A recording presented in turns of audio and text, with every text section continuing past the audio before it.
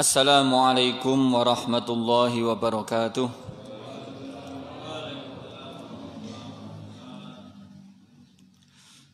Alhamdulillahilladzi ishtara minal mu'minina anfusahum wa amwaluhum bi anna lahumul jannah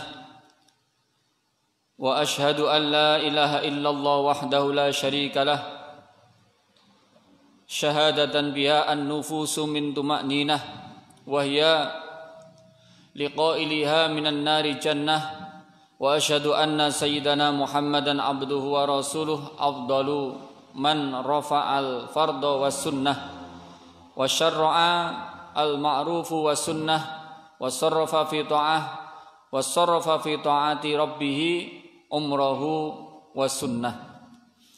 Allahumma salli wa sallim wa barik ala sayyidina Muhammad wa ala alihi wa ashabi wa man ihtada bihudahu ila yaumil qiyamah. Amma ba'du, para jamaah sedaya ingkang sangat kaula hormati, alhamdulillah dalu punika kita sedaya dipun paringi pitulung kalih Allah, dipun paringi hidayah saha taufik sehingga saged rawuh wonten mriki majelis. Mugi-mugi rawuh kita estu-estu pinadingan ridho saking Allah Subhanahu wa taala. Lan lantaran rawuh kita sedaya, hajat kita, umur kita, keluarga kita sedanten dipun berkahi kalih Allah Subhanahu wa taala. Lan mugi-mugi sarana rawuh niki dados isyarah, dados pertanda kita mangke dipun kumpulaken Allah wonten suargane Allah bersama orang-orang yang salih, terutama orang yang sangat kita cintai, yaitu Kanjeng Nabi Muhammad sallallahu alaihi wasallam. Lan mugi-mugi keluarga kita, sederek kita ingkang tasik dipun ganjar kalih penyakit, dipun paringi sabar, dipun paringi tawakal, dipun paringi kesembuhan oleh Allah Subhanahu wa taala. Ingkang tasih dipun paringi rupek rezekine, mugi-mugi dipun jembaraken kalih Allah Subhanahu wa taala. Lan ingkang tasih dipun dipun paringi gadah utang, muga-muga cepet iso nyaur. Allahumma amin. Pun para jamaah sedaya ingkang sangat kaula hormati, kita perlu berbahagia, kita perlu senang karena kita malam ini dipun takdir, dipun paringi kesempatan kalih Allah untuk bisa mengikuti majelis ilmu. Nggih. Menawi Imam Ghazali niku ngendikaaken, la tafrah, jangan kamu berbahagia illa bi ziyadatil ilmi wal amal, kecuali dengan tambahnya ilmu dan amal. Kenapa? Karena bertambahnya ilmu dan amal itulah ingkang badhe mengantarkan kita, yang selalu mengikuti kita mangke teng alam barzakh, ketika saudaramu, ketika keluargamu, ketika teman-temanmu, ketika hartamu engkau tinggalkan. Napa? Bahwa dengan bertambahnya ilmu dan amal itu kita kudu berbahagia. Napa? Karena itulah nanti yang akan mengantarkan kita, akan membawa kita, akan bersama kita di alam barzakh, di alam kubur, bahkan nanti tenggene akhirat. Sehingga Imam Al-Ghazali niku ngendikaaken, termasuk orang-orang yang bodoh niku yang bangga bahagia dengan bertambahnya harta sementara umurnya berkurang. Umure kurang, hartane tambah, iku podo bahagia. Tetapi kadang-kadang mereka tidak berbahagia dengan bertambahnya ilmu. Lah iso ngaji ngeten iki tambah ilmune kudune bahagia. Jenengan pun bahagia napa dereng? Ampun nggih. Napa bahagiane? Nah, bahagia karena isok datang ting masjid, bahagia isok silaturahim ketemu dengan teman-teman, bahagia dengan bahwa kita niku akan dengan ngaji niku berarti bertambah ilmu. Lek tambah ilmune mestine tambah amale. Nah, ketika kita ngaji ngerti ilmu, terus kemudian ilmu itu kita praktekkan, ilmu niku kita kita amalkan, maka ilmu dan amal itu nanti yang akan mengantarkan kita mendapatkan kebahagiaan di akhirat. Ngoten nggih. Nah, monggo kita makanya kita selalu mengucapkan alhamdulillah bahwa malam ini, bahwa sampai saat ini Allah masih memberikan kesempatan kepada kita untuk bisa mengambil hikmah, mengambil ilmu dari Allah Subhanahu wa taala. Nggih. Pun para jamaah sedaya ingkang sangat kawula hormati, dalu niki kita badhe melanjutkan menawi saderengipun kita sampun membahas ingkang al-majlis al-rabi'ah sakniki al-majlis al-khamisah fil haditsil khamis. Majlis yang kelima membahas tentang hadis yang kelima. Hadis yang kelima,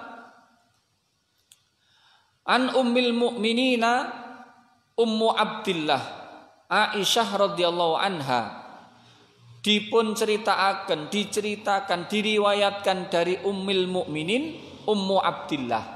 Siapa Ummu Abdillah itu? Aisyah radhiyallahu anha. Jadi Sayyidah Aisyah niku nggadah laqab jenenge Ummu Abdillah karena Kanjeng Nabi nate manggil, "He Ummu Abdillah." Loh, padahal Sayyidah Aisyah niku tidak pernah melahirkan. Biasane lek wong Jawa kan ibuke misalkan anak barepe jenenge napa Bambang ngoten nggih, misalkan ibuke Bambang. Nah ngoten nggih. Niku lak kulino nggih. Ternyata di Arab juga seperti itu. Ibu niku dipanggil dengan napa? Jeneng teko anake. Nah, jeneng teko anake. Kadang lek gak ya bapake arek-arek soalnya anake akeh. Lek anake mek siji jenenge sapa wau? Ibuke Bambang. Lek Bambange akeh ya Bambang ngoten nggih. Niki ibuke arek-arek. Kanjeng Nabi memberikan lakop kepada Sayyidah Aisyah niku dengan Ummu Abdillah. Padahal niku duduk anake. Jadi Sayyidah Aisyah niku dalam riwayat tidak mempunyai putra sama sekali. Ini Sayyidah Aisyah. Nah, diberikan julukan Ummu Abdillah karena karena Sayyidah Aisyah niku napa ngrumat napa dekat dengan keponakannya.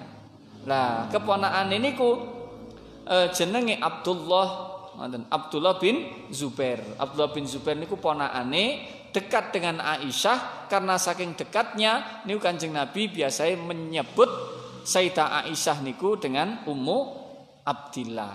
Nggih. Sayyidah Aisyah niku terkenal nggih, biasanya ana lagu-lagu niku napa? Lagune Aisyah niku lho sing sempat hit niku nggih. Nah, niku lagune Sayyidah Aisyah. Nah, hadis niki dipun riwayataken saking Sayyidah Aisyah radhiyallahu anha. Qalat dawuh sapa Aisyah. Qala ngendika sapa Rasulullah sallallahu alaihi wasallam, man utawi sapane wong iku ahdatsa lamun ngenyar-ngenyari sapa man fi amrina ing dalem perkara kita, hadza ya iki agama Islam, ma ing perkara laisa kang ora ana apa ma iku minhu saking Islam, iku fahuwa mongko utawi ma iku raddun den tolak. Rawahu ngriwayataken hadis sapa Al-Bukhari, Imam Bukhari wa Muslim. Wa fi riwayatil Muslim, man amila amalan laisa alaihi amruna fahuwa raddun. Saking riwayat Imam Muslim menyatakan, orang yang beramal dengan satu amal yang tidak ada contohnya dari kami, maka perkara itu ditolak. Nah, sampun. Niki yang pertama, bahwa hadis niki dipun riwayataken saking Sayyidah Aisyah. Meneruskan Sayyidah Aisyah niku istrine Kanjeng Nabi sallallahu alaihi wasallam. Nah, Sayyidah Aisyah niku banyak diceritakan bahwa beliau adalah perempuan yang sangat istimewa. Jadi ketika Allah niku membuat satu skenario, membuat satu rencana, niku pasti semuanya mengandung hikmah. Kaya misalkan ngeten. Kenging napa Kanjeng Nabi niku kok yatim? Nggih, kenging napa Kanjeng Nabi niku kok yatim? Kenapa tidak beliau itu tidak ditunggoi kalih wong tuane, tapi justru yang merawat adalah kakeknya. Kemudian kakeknya pun akhirnya diwafatkan oleh Allah, kemudian dirumat oleh pamannya. Nah, niku napa supaya Kanjeng Nabi niki tidak ada mboten nonton prasangka bahwa Nabi itu pinter mergo diulang karo mbae, mergo diulang karo pamane. Tetapi Kanjeng Nabi niku memang murni diajar langsung oleh Gusti Allah melalui malaikat Jibril. Nah niku makanya ada hikmah.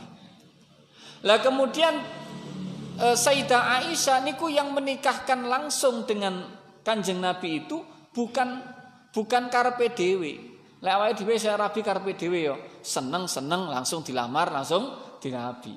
Lah niku lek kita. Lah Sayyidah Aisyah niku mboten.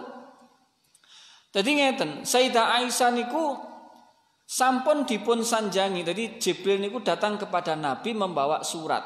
Nah, membawa kertas. Niku dari langit langsung. Jadi malaikat Jibril itu datang kepada Nabi, beliau bercerita. Niki ngomong tenggene Sayyid Abu Bakar. Jadi Abu Bakar niku Abu Bakar. Abu bapak, Bakar Bikrun niku perawan.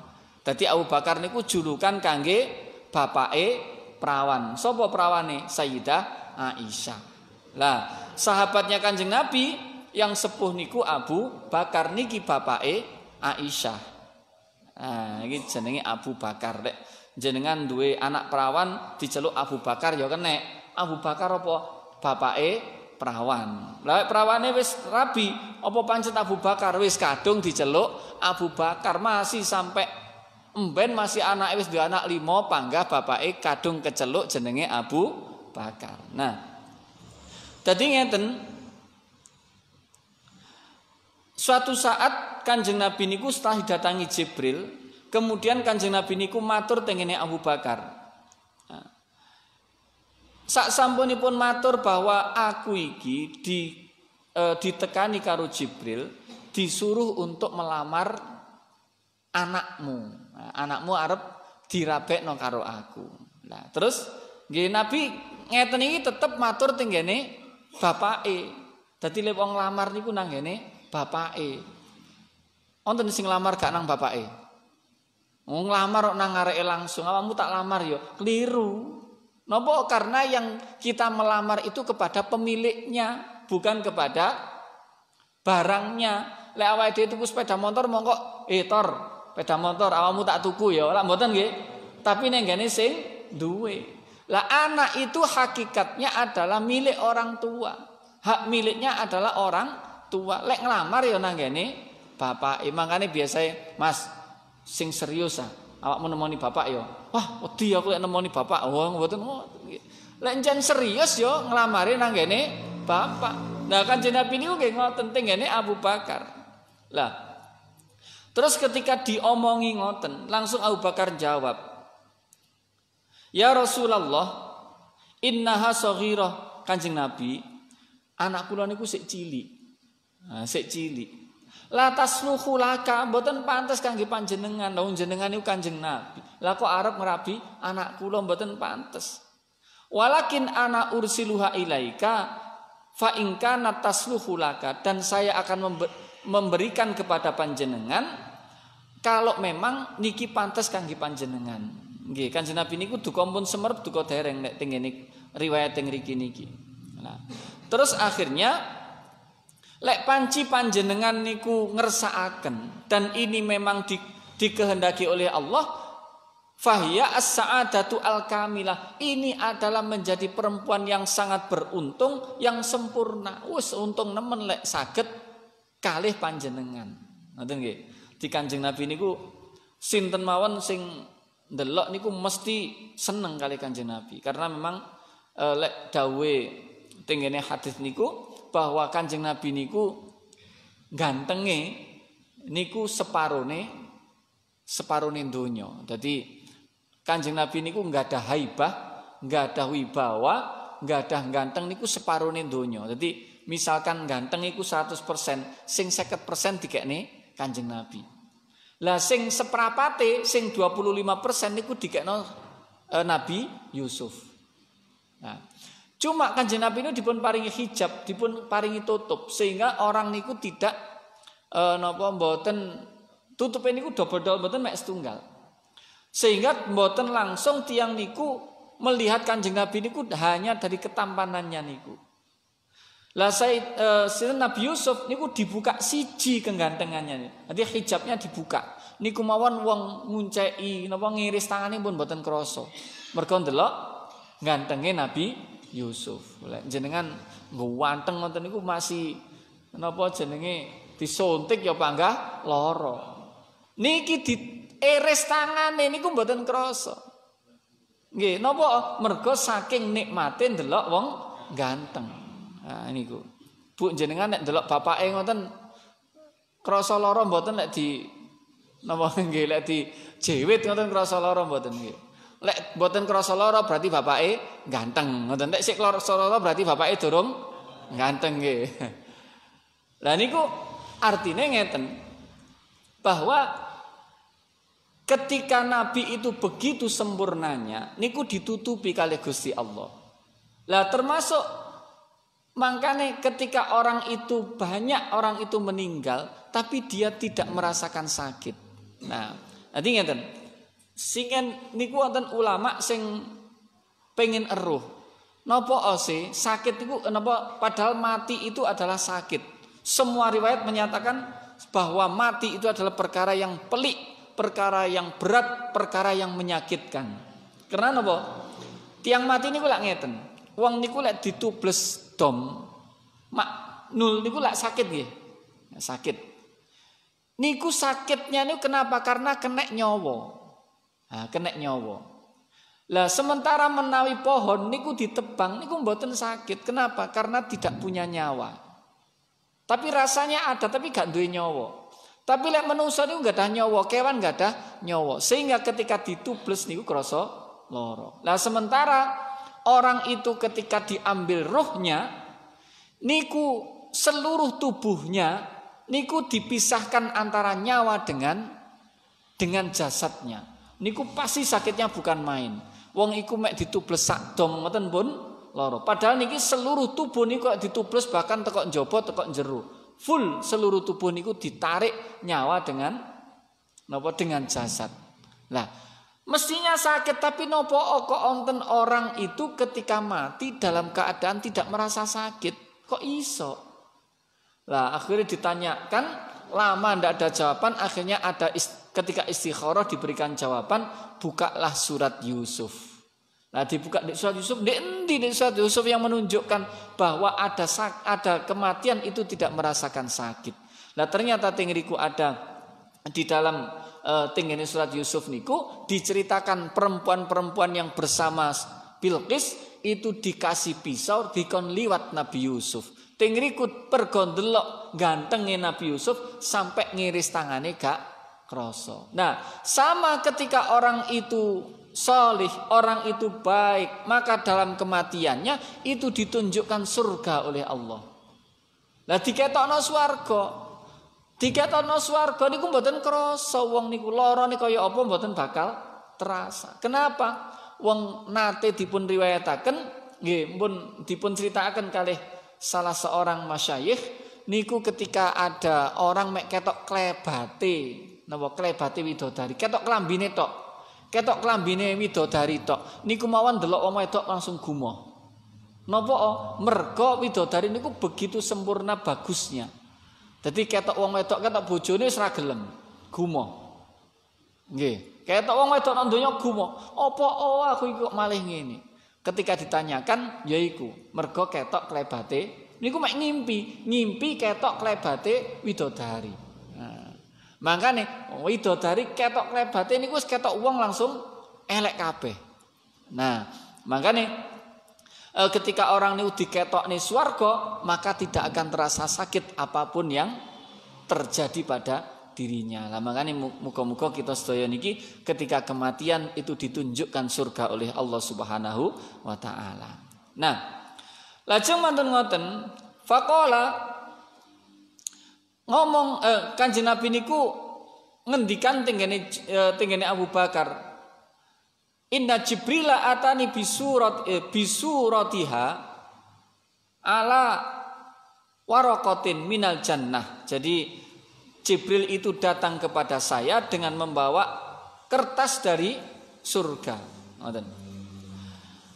Wa qala innallaha zawwajaka bihadhihi, bahwa isine bahwa Allah itu menikahkan sampean dengan perempuan ini, yaitu Aisyah, putranya Abu Bakar. Nah, kemudian akhirnya Abu Bakar kundur nemoni tenggene Aisyah. Terus kemudian Abu Bakar mengambil tempat, di tempat itu diisi kurma, dibei kurma. Kemudian wes Aisyah, pergilah kamu kepada Rasulullah. Ini bawa kepada Rasulullah. Nah, wakuli lahu, terus ngomong matura ning kene Kanjeng Nabi, matura ngene. Hadza alladzi dzakartahu li abi. In kana yasluhu tabaraka alaika. Nah, niki ngeten carane wong niku lek nduduhno anake nang ngene calon mantu. Ngeten. Digawani panganan gawa nang ngene Kanjeng Nabi. Nah, matura ngene. Niki Kanjeng Nabi, matura ya engko ngene mature. Niki Kanjeng Nabi perkara ingkang niki ngeten. Niki Kanjeng Nabi allazi dzakartahu li abi. Niki sing maksud sing jenengan kersakaken. Nah, niki Kanjeng Nabi sing jenengan kersakaken. Lek panci jenengan ngersakaken mongko nggih alhamdulillah. Ngoten nggih. Kon matur ngono ya? Nggih. Nah, akhirnya bener Aisyah niki matur teng Kanjeng Nabi nggawa kurma. Nah, kurma saadah niki wau niki Kanjeng Nabi sing jenengan kersakaken. Lek jenengan ngersakaken nggih alhamdulillah. Loh. Padahal niki sing dimaksud kurma napa Aisyah? Aisyah. Tapi digawani kurma. Lah niki meliringi, ngoten nggih. Lah biasane jenengan lak ngoten nggih. Kono tokno wedange. Nah, niki maksudnya napa ngetokno wedang? Ben eruh calon mantu niku kula singen nggih ngoten. Tapi sing diken nemoni bapak kula nggih mboten semerep, sing dirabekno ki sing ndi. Nggih, ora ero. Dadi bapak sing rono terus mantun ngoten napa jenenge anake maratuwa niku kon nggawa wedang ngetokno wedang. Nah, sing ero bapak kula mboten semerep nggih. Wis pokoke trimo ae nggih. Nggih soalé napa standare orang tua niku pasti jauh lebih baik daripada standarnya anak. Bocah niku standare pokoke ayu seneng budal ngoten nggih. Lek wong tua sing dipikir lak kathah nggih. Wathah ya bibit, bebet, bobot napa mawon niku nggih. Ya ayune, ya keturunane, ya donyane, ya akhlake niku dipertimbangkan semua. Tapi lek anak pokok seneng budal ngoten nggih. Lek kula prinsipe nggih ngoten. Lek pertimbangane orang tua pasti lebih banyak. Insyaallah pasti lebih baik daripada golek dhewe. Engko golek dhewe tibake gak kebenaran. Milih-milih telok oleh bongkeng nggih. Tapi lek sing milih wong tua mesti milihnya lebih teliti. Pun. Dados ngoten. Lajeng ketika Aisyah beto barang niku, beto kurma niku, terus Aisyah niki dikengken matur, lajeng Aisyah waktu niku umure tasik 6 tahun. Kelas pinten 6 tahun niku? Kelas 1 nggih. Nggih, sik cuwilik nemen, sik 6 tahun dikon ngrabi niki. Nggih, pancing ngoten niku Allah ngersakaken ngoten. Dadi niki mboten karepe Kanjeng Nabi dhewe, nggih mboten karepe Abu Bakar. Niki karepe Gusti Allah. Pasti ada hikmahnya. Nggih hikmah. Famadat Aisyah bitobuk. Kemudian Aisyah nggawa ya wis ngoten. Digawa niki dicekel ada napa? Tempat sing ana kurmane niku wau. Wa ya tadzunnu anna Abu Bakrin yakni at-tamar. Dipikir Aisyah sing dimaksud sing kon nggawa iku ya kurmane niki wau. Sing dikengken dodohne ya kurmane niki wau. Niku sing dikira Aisyah. Padahal mboten sing dimaksud ya Aisyah dhewe niku. Ngoten. Qalat Aisyah, fadakhaltu ala Rasulillah, kemudian saya datang kepada Rasulullah wa balaghtuhu ar-risalah, dan menyampaikan menapa niki wau, gawan niki wau. Faqala qabalna ya Aisyah. Terus Kanjeng Nabi ngendika, ya wis tak trimo Aisyah. Wis tak trimo, tak trimo kurmane. Wis tak trimo, wis tak trimo. Terus kemudian Kanjeng Nabi niku nyekel klambine Aisyah. Dicekel kelambine. Terus langsung Aisyah nu langsung noleh, langsung fanadhartu ilaihi maghdubatan, dalam keadaan marah-marah. Jeung Nabi ki nyarek kelambiku muring-muring. Nah, Aisyah niku muring-muring. Nah, terus kemudian fadakhaltu ala Abi Bakrin, kemudian Aisyah mendatangi ayahnya. Wis cuwekel kelambine langsung mlayu nang bapake nangis. Nah, matur nang bapake, terus cerita. Kula niki wau diterima, terus ngoten-ngoten klambi kula dicekel kali Kanjeng Nabi. Muring-muring kula. Nah, terus kemudian Abu Bakar ngendika tengene putrane. Ya bunayyati, he anak wadon cilik ingsun. La tadunni bi Rasulillahi dzannasau. Jangan sekali-kali kamu itu berprasangka buruk kepada Kanjeng Nabi. Ojo nyono Allah nang Kanjeng Nabi. Innallaha qad zawwajaka bihi, sesungguhnya Allah telah menikahkan kamu dengan Rasulullah. Kamu sudah dinikahkan oleh Allah dengan Rasulullah. Min fauqis sab'i samawat, dari atas 7 langit. Kamu sudah dinikahkan oleh Allah dari arsana. Wa zawwajtuka iyyahu fil ardi, dan saya menikahkan kamu di dunia. Jadi aku bapakmu iki ngerabekno kamu dengan Kanjeng Nabi, dan Allah sudah menikahkan kamu dengan Kanjeng Nabi. Jadi sing ngerabekno Allah tekok langit, tekok bumi aku sing ngerabekno. Lah niku ngendikane Abu Bakar ngoten niku. Qalat Aisyah radhiyallahu anha, kemudian Aisyah menjawab, fama farahtu bi syai'in asyaddu min farhi bi qauli Abi Bakr. Saya tidak pernah merasa gembira melebihi gembira saya ketika disampaikan hal itu oleh ayah saya. Nah, niku nggih, niku dawe Aisyah. Jenengan sing lak ngoten nah, pas dirabekno nggih. Seneng tibake bapak wis ngrabekno. Ngoten apa muring-muring? Wis alhamdulillah wis digolekno bojo karo orang tua. Ngencen sing kudune yang punya kewajiban menikahkan anak itu adalah orang tua. Ya gak ngerabekno tok ya sak golekno. Nggih wong tuane kudu mikir iki kok anakku tarabekno karo sapa tolah-toleh.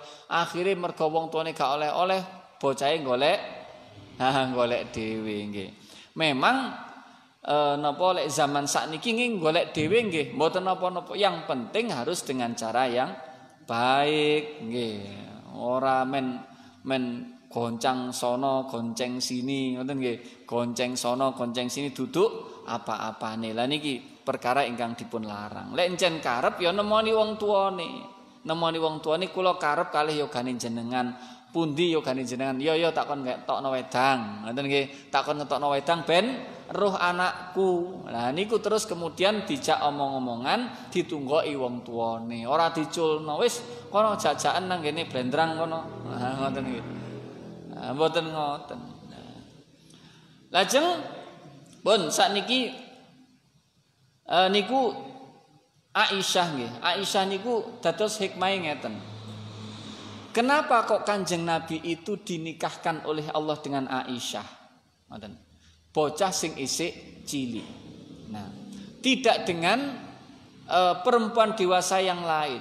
Kanjeng Nabi niku istri-istrinya wonten banyak, tetapi Aisyah niki oleh Allah itu sudah disusun, sudah diatur sebagai istri Rasulullah untuk memastikan bahwa hadis itu nanti nyampe secara sempurna kepada umatnya Kanjeng Nabi. Sehingga Aisyah niku meriwayatkan hadis niku jumlahnya sampai 1200 hadis. Itu diriwayatkan oleh Sayyidah Aisyah. Jadi otaknya niku sangat cerdas. Jadi apapun yang disampaikan oleh Nabi niku Aisyah hafal total. Jadi semua ucapan Nabi niku dipun rekam oleh Aisyah disampaikan kepada umatnya. Lek sing enak mboten nonton ungkal ilmu nggih. Jadi gak ono harddisk, gak ono napa. Jadi harddisknya pakai otak mawon. Padahal Kanjeng Nabi sudah menyatakan bahwa taraktu fikum amraini, saya meninggalkan pada kalian dua hal. Intamasaktum bihima, jika kamu berpegangan pada dua hal ini, maka kamu tidak akan sesat selamanya. Apa? Kitabullah wa sunnatu rasulih, yaitu kitabnya Allah, Quran, dan hadisnya Kanjeng Nabi. Loh, bagaimana hadis niki akan nyampe kepada kita kalau tidak direkam dengan baik? Nah, ternyata perekamnya itu adalah Sayyidah Aisyah. Adalah istri Kanjeng Nabi. Kenapa kok istrinya? Karena pasti banyak hadis yang itu terjadi di dalam rumah tangga. Kanjeng Nabi kan pasti omong-omongan kali Aisyah di rumahnya, tidur bersama Aisyah. Maka dengan itu banyak hadis dipun riwayataken saking Sayyidah Aisyah. Nah, terus ditambah malih bahwa dipun sampaikan bahwa Aisyah niku adalah afdalun nisa'in Nabi.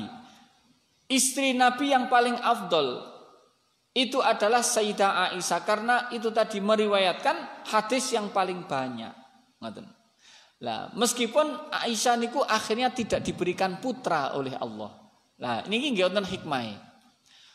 Jadi hikmahnya ngeten, kalau Nabi itu dilahirkan dalam keadaan yatim, ditambah lagi Kanjeng Nabi itu dari putra-putranya itu tidak ada satupun yang sugeng, tidak ada yang hidup.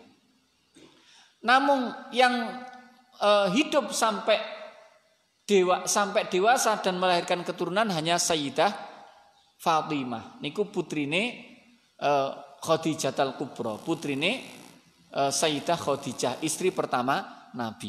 Nah, Fatimah tok. Tadi semua putranya Nabi niku meninggal, masih kecil.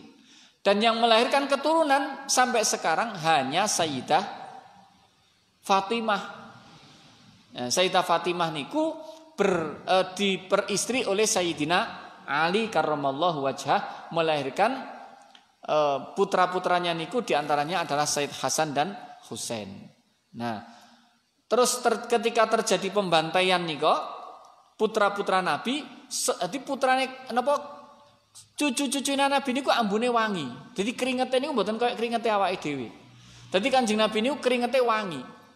Sampai ada yang mengambil keringatnya Nabi dipakai napa digawe parfum. Ngoten nggih. Jadi lek Kanjeng Nabi niku mari liwat nok ngene satu tempat itu tidak akan ambune niku sampai seminggu mboten ilang wangine. Jadi lek ana bocah cilik diusap kali astane Kanjeng Nabi, niku kepalanya niku akan harum sampai berbulan-bulan, tidak akan hilang napa wangine aromanya Kanjeng Nabi. Nah, akhirnya ketika terjadi fitnah yang sangat besar niko, jadi keturunan Nabi niku kabeh dibantai, dibunuh. Jadi akhirnya hanya tertinggal satu, Said Ja'far Shadiq.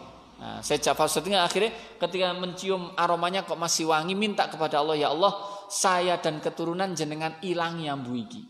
Karena kalau tidak maka seluruh keturunan Nabi itu akan musnah. Akhirnya diilangno ambu wangine itu, dan sampai sekarang ada keturunan saking Kanjeng Nabi yang disebut dengan Habaib. Nah, Habib niku adalah anak-anak dari Kanjeng Nabi, keturunan dari Kanjeng Nabi melalui Sayyidah Fatimah. Jadi teko anak wedok, gak teko anak lanang. Lah, napa kok ngoten mboten teko anak lanang? Lah, mungkin akan terjadi ngeten pertanyaan. Lah yo anake Kanjeng Nabi kok gak dadi nabi?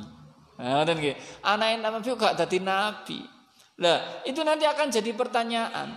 Nah, makane teng riku salah satu hikmahnya kenapa Kanjeng Nabi kok anak sing lanang niku mboten nonton sing hidup sampai dewasa. Nah, niku kersane tidak ada orang yang akan menyangka bahwa kenapa anaknya Nabi kok tidak menjadi Nabi.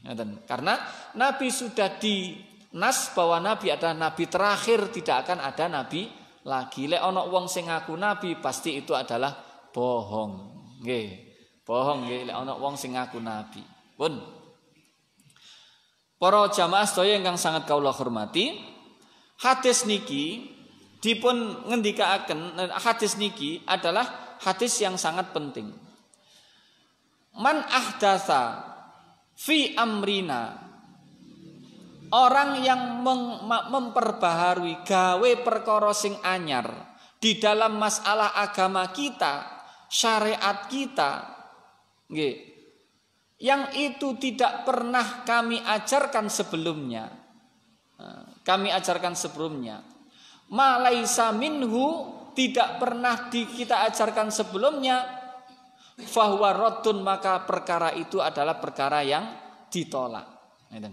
Niki hadis niki sering digunakan orang-orang yang menolak amalan-amalan para wali, amalan-amalan kita. Dasarnya mesti hadis niki. Wong lek tidak pernah diajarkan oleh Nabi itu jenenge bid'ah. Apa sing gak pernah diajarkan Nabi itu mesti bid'ah. Lah kok kamu lakoni? Kanjeng Nabi kan gak pernah tahlilan. Kanjeng Nabi kan gak pernah napa? Sholawatan. Lek wong ana sholawatan, wong napa jenenge tahlilan, iki mesti bid'ah. Lah itu mesti ditolak. Lah iki mesti dasarnya pasti niku. Nah niki nggih. Nah ini perlu dipahami. Tadi ngeten, Abdullah Ibnu Abdissalam niku dari hadis niki menyampaikan ngeten, bahwa perkara yang baru itu namanya bid'atun. Bid'ah adalah perkara yang baru. No, perkara baru itu tidak pernah diajarkan oleh Nabi, tidak pernah dilakukan oleh Nabi, baik ucapan, perbuatan maupun Nabi membiarkan. Nah niku jenenge bid'ah. Nah, napa mawon kathah. Misalkan kita makan dengan sendok, itu tidak pernah diajarkan. Nabi tidak pernah makan pakai sendok. Tidak ada sendok zaman dulu. Nah, berarti wong gawe sendok jenenge bid'ah. Nggih. Wong ngombe ngene sedotan mboten nonton. Ngombe nggih ngeten iki gak ono ngombe mbek sedotan. Sing ono niku ngenyut nang ngene ning ngene lek sapi ngenyut nang ngene pendile sapi. Jadi kok mari ngono gawe susu formula niku jenenge bid'ah. Nah, pokoknya ndak ada pernah dalam zaman Kanjeng Nabi itu namanya bid'ah. Napa mawon. Nah, niki yang dibatasi oleh Nabi fi amrina, dalam masalah kami dalam agama. Jadi yang ndak boleh bid'ah itu dalam masalah syariat. Misalkan ngeten. Salat subuh iku lak sik wonge lak sik meteges, napa kok 2 rakaat? Wis tak gawe 4 ae. Lah niki jenenge bid'ah yang ndak boleh. Maghrib napa kok 3 kabeh 4 kok 3 kok aneh men, tak gawe 4 pisan. Lah niki jenenge bid'ah yang ndak boleh. Jadi merubah perkara yang sudah diajarkan di dalam masalah agama, masalah syariat, niki tidak diperbolehkan. Itu namanya bid'ah dan itu ditolak. Nah, ternyata Imam Syafi'i pun menyatakan bahwa bid'ah itu tidak secara keseluruhan itu dilarang. Hanya khusus masalah ibadah mahdhah, ibadah murni yang itu tidak bisa dirubah-rubah. Kayak salat, kayak zakat. Oh, zakat iku yo lek gawe napa jenenge beras kuwi angel ya enake nggawa dhuwit dan seterusnya. Niku nggih merupakan napa menyalahi dari aturan.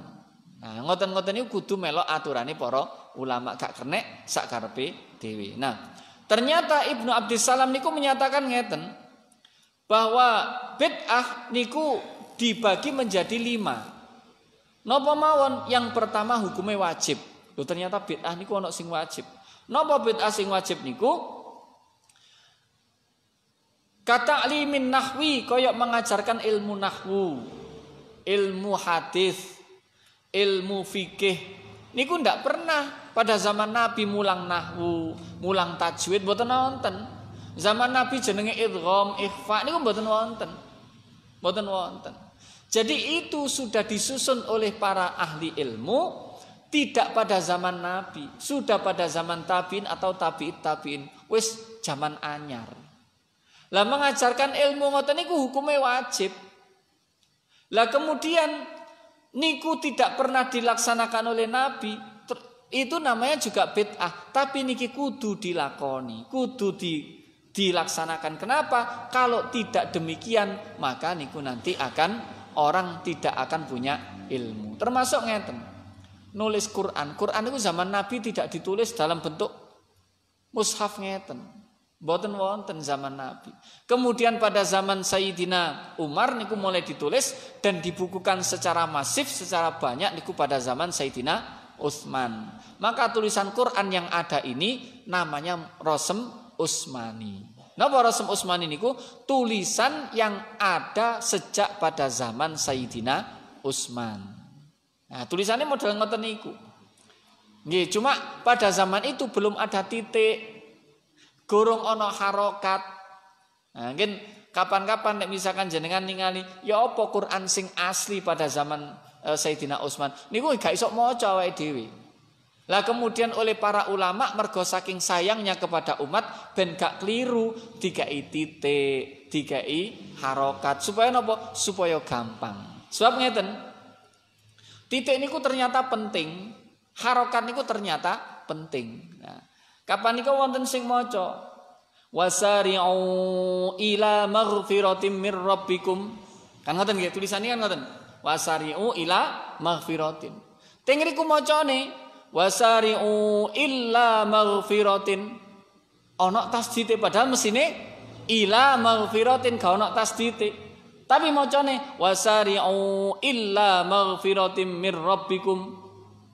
Niku maknanya sudah berubah 180 derajat. Napa?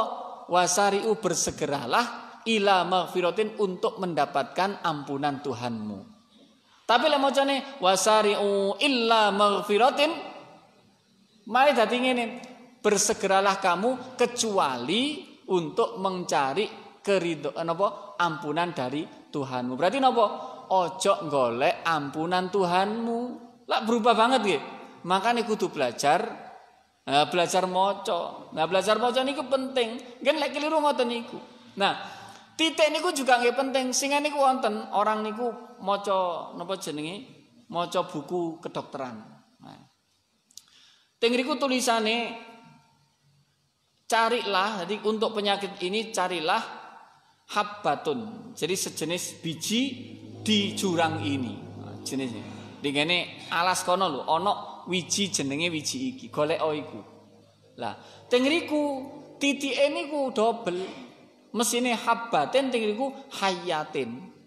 Hayatin niku artine ula. Lek habbatin artine biji. Wah, akhirnya golek ula ana ngene alas digawe obat padahal maksudnya adalah habbah dadi hayah. Mesine napa jenenge biji malah dadi ula. Lah makanya dikasih titik biar kita niku ora salah dalam membaca. Nah niku nggih. Dadi Quran niku sing yo gak ono titike, gak ono harokate ngoten, wis mek tulisan ngoten tok. Sejak zaman Sayyidina Utsman kemudian ulama-ulama niku membukukan. Di ngekei napa? Ngekei cara kepada kita agar lebih mudah di dalam membaca. Pun niku yang pertama hukumnya napa? Wajib. Yang kedua, hukumnya adalah sunnah dalam melakukan bid'ah. Di antaranya adalah wasunnatu wa nahwihima. Yang kedua hukumnya adalah haram berbuat bid'ah. Seperti apa? Seperti madhab Qadiriyah, madhab Jabariyah, madhab Mujassimah. Napa Qadiriyah niku yang menyatakan bahwa semua yang kita lakukan itu adalah takdir Allah. Jadi adalah kemampuan kita. Jadi Allah tidak punya peran sama sekali. Niku Qadiriyah. Lek Jabariyah niku waliane. Jadi kita niku kabeh sing nglakukan Gusti Allah gak ono usaha sama sekali. Lek Mujassimah niku menyerupakan Allah dengan makhluknya. Allah duwe tangan, Allah duwe mripat niku Mujassimah. Lah niki adalah bid'ah yang haram. Nah, bid'ah yang haram ndak boleh. Terus Termasuk napa yang bid'ah yang haram niku nggih termasuk napa nggih merubah tata cara salat dan sebagainya. Nah niku nggih termasuk bid'ah yang haram. Nah, terus ada bid'ah yang mubah yang diperbolehkan. Seperti napa? Kal musafahah akibat salati subuh, koyok salaman sak marine salat. Itu juga bid'ah. Tapi itu boleh, ngoten. Terus kemudian gawe klambi sing macem-macem niku nggih oleh. Nah, pokoknya yang penting menutup aurat. Modelnya gak kudu koyok zamane Kanjeng Nabi. Jadi lek wong Arab niku lek masih tukang, masih kuli, masih pedagang kabeh nggawe jubah. Nggih. Lek teng mriki jubah niku sing gawe nggih wong jos-jos niku mawon nggih. Lek wong kaya awake dhewe nggawe jubah iki jarene awakmu mari rekreasi nang Mekah. Nggih. Mari kok endi? Oleh mari kenekno endi malih gawe jubah barang dilokne wong nggih. Nah, ini mboten umum. Lek teng mriku mbok wong golek kayu niku nggih gawe jubah. Wong wedok lek teng ngene teng Arab niku teng Timur Tengah niku manggul kayu nggih gawe cadar nggih rapet ngoten nggih klambi ireng cadaran ngoten. Teng mriki nggih cadar nggih mek garwane para habaib niku. Wong jos-jos niku lek awake dhewe wis biasa mawon nggih. Nah, niku diperbolehkan. Niku bid'ah yang boleh. Jadi kaya awake dhewe mboten ndamel celana niku nggih bid'ah. Zaman Nabi nggih mboten wonten celana model kaya sakniki. Napa celana jin mboten wonten nggih. Niki celanae jin niki nggih. Nggih. Terus makan dengan macam-macam kaya ngeten iki jajan macam-macam niku termasuk bid'ah tapi diperbolehkan. Pun wa'lam anna fi hadzal hadits al-hissu 'alal ittiba' wa tahdhir minal ibtida'. Bon, di dalam hadis niki perlu kita ketahui kita disuruh untuk banyak mengikuti sunnahnya Kanjeng Nabi dan dilarang kita itu membuat sesuatu yang bertentangan dengan sunnahnya dan syariatnya Kanjeng Nabi sallallahu alaihi wasallam. Nah, terus ngeten niki kula tambah sekedhik bahwa teng mriki kathah sanget kisah-kisah, kathah sanget perintah-perintah termasuk adab-adab yang diajarkan oleh Kanjeng Nabi. Ya apa carane mangan, ya apa carane turu, ya apa carane ngombe, ya apa carane kita itu bahkan sampai berhubungan dengan istri itu diberikan petunjuk oleh Kanjeng Nabi. Nah, itu semuanya niku merupakan sunnahnya Kanjeng Nabi. Nah, kita itu kita mengikuti sunnahnya Nabi niku berarti kita ahli sunnah. Ahli sunnah. Tapi lek wong seneng gawe anyar-anyar, wis pokoke tidak sesuai dengan syariatnya Nabi, berarti ahli bid'ah. Nah, kita sudah banyak mengikuti sunnahnya Nabi, termasuk taklim, belajar ilmu. Ini kabeh merupakan sunnahnya Kanjeng Nabi sallallahu alaihi wasallam. Pun mugi-mugi kita sedaya termasuk orang-orang yang selalu diberikan kemampuan oleh Allah untuk mengikuti sunnahnya Kanjeng Nabi Muhammad sallallahu alaihi wasallam dan kita semua dijauhkan dari perilaku-perilaku yang bertentangan dengan syariatnya Kanjeng Nabi Muhammad sallallahu alaihi wasallam. Monggo kita akhiri kanthi wawasan suratul Fatihah dipun lanjutkan kalih doa kafaratul majlis ala hadhihi niyyah wa ala kulli niyatin shalihah wa ala ma nawasala fis shalih al-Fatihah. A'udzu billahi minasyaitonir rajim. Bismillahirrahmanirrahim. Alhamdulillahi rabbil alamin arrahmanir rahim maliki yaumiddin. Iyyaka na'budu wa iyyaka nasta'in ihdinas siratal mustaqim siratal ladzina an'amta 'alaihim ghairil maghdubi 'alaihim waladdallin. Bismillahirrahmanirrahim. Subhanaka Allahumma wa bihamdik asyhadu an la ilaha illa ant astaghfiruka wa atubu ilaik. Sepuntene assalamualaikum warahmatullahi wabarakatuh.